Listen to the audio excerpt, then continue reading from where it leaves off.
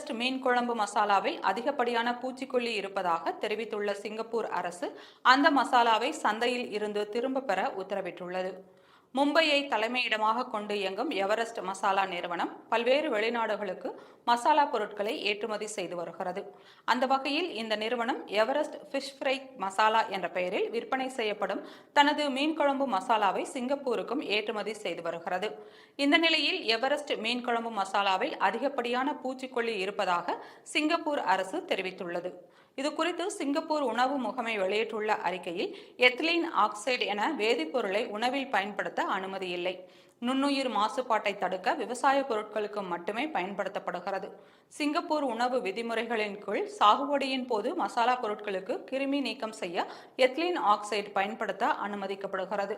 குறைந்த அளவு ethylene oxide உள்ள பொருட்களை உட்கொள்வதால் உடனடி ஆபத்துக்கள் எதுவும் இல்லை.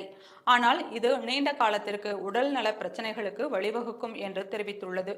மேலும் இந்த தயாரிப்புகளை வாங்கிய நுகர்வோர் அவற்றை உட்கொள்ள வேண்டாம் என்றும் அந்த அறிக்கையில் சிங்கப்பூர் அரசு அறிவுறுத்தியுள்ளது. இதுகுறித்து எவரெஸ்ட் மசாலா நிறுவனத்தின் செய்தி தொடர்பாளர் கூறுகையில், உணவு பாதுகாப்பு துறையின் வழிமுறைகளை சரியாக கடைபிடிப்பதாக தெரிவித்துள்ளார்.